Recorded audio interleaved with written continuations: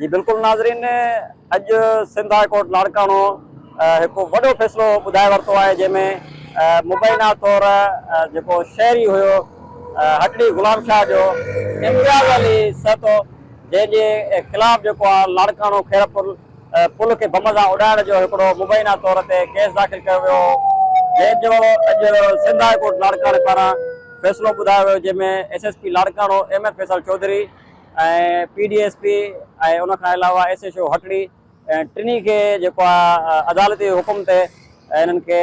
बदिली करण जो हुकुम ॾेई छॾियो आहे ऐं नाअहली करार जो हुकुम ॾेई छॾियो आहे त तव्हां अहिड़ा जुर्तूं जेके आहे उहे FIR ऐं केस जेके आहिनि शहरनि मथां दर्ज कयो था। जॾहिं त तव्हांखे इहो पिणु ॿुधाईंदा हलूं त जंहिंखां बाद में SSP लाड़काणे जे ख़िलाफ़ अहिड़ो जेको अदालती बयानु आयो आहे जंहिंखां बाद में लाड़काणे शहर तोड़े ज़िले जा जेके SHOs आहिनि उहे DIG ऑफिस लाड़काणो में एहतजाजनि तौर जेके मोकिलुनि जी दरख़्वास्त आहे उहे दरख़्वास्तूं जमा कराए छॾियूं DIG लाड़काणो पारां तस्दीक पिणु ज़रियनि मूजिबि कई वई आहे। जॾहिं तव्हांखे इहो पिणु ॿुधाईंदा हलूं त जेको DIG लाड़काणो आहे नासिर आफ्ताब उन्हनि जी जेके दरख़्वास्तूं आहिनि उन्हनि ते मंज़ूरी न ॾिनी आहे, मंज़ूर न कई वई आहे दरख़्वास्तूं। जॾहिं त DIG लाड़काणो पारां बाख़बर ज़रियनि मूजिबि मुबैना तौर ते उन्हनि खे चयो आहे त पंहिंजी ड्यूटियूं जेके आहे उहे जारी रखण जी अहिड़ी हिदायत जारी कई आहे। जॾहिं तव्हांखे इहो पिणु ॿुधाईंदा हलूं त जेकॾहिं समूरा SHOs जेके आहिनि उहे एहतजाजनि तौर उहे मोकलुनि ते हलिया वेंदा त ज़िले जी अमन अमान जी सूरत हाल किथे कहिड़ी बीहंदी। आए ॾींहुं चोरियूं फुरियूं धाड़ा क़तल रोज़ जो लाड़काणे में मामूल बणनि त हूअं ई आहे। जेकॾहिं SHOs बि मोकलुनि ते हलिया वेंदा त ज़िले जो अमन अमान जी सूरत हाल कहिड़ी बीहंदी, इहो सवालिया निशान हिकिड़ो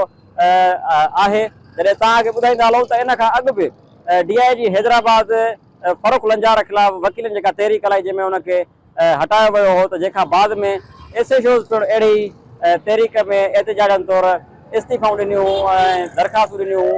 मोकलुनि जूं। जॾहिं तव्हांखे इहो पिणु ॿुधाईंदा हलूं त कुझु साल अॻु IG सिंध मुश्ताक महर जेको हुयो मुबैना तौर उहो गुम थी वियो हो, जंहिंखां बाद में समूरे सिंध जी SSPs SHOs DSPs जेके आहिनि वॾे पैमाने ते उहे मोकलुनि जूं दरख़्वास्तूं एहतजाज पिणु कयो। जॾहिं त तव्हांखे इहो पिणु ॿुधाईंदा हलूं त लाड़काणे में अॼु सिंध हाई कोर्ट जो जेको आहे वॾो फ़ैसिलो ॿुधायो वियो आहे। शहरी इम्तियाज़ सहतो मथां मुबैना तौर हिकु लाड़काणो खैरपुर पुल खे बम सां उॾाइण जो दहशतगर्दी एक्ट तहत हटड़ी गुलाम शाह ते केस जेको आहे उहो दर्ज कयो, जंहिंखां बाद में सिंध हाई कोर्ट अहिड़ो फ़ैसिलो ॿुधाईंदे SSP लाड़काणो ऐं PDSP ऐं SHO हटड़ी गुलाम शाह ख़िलाफ़ जेको वॾो ॾिनो आहे फ़ैसिलो ॿुधायो आहे जंहिंमें उन्हनि खे बदिली करण जो ऐं नाअहली जो जेको आहे फ़ैसिलो ॿुधायो वियो आहे। जी।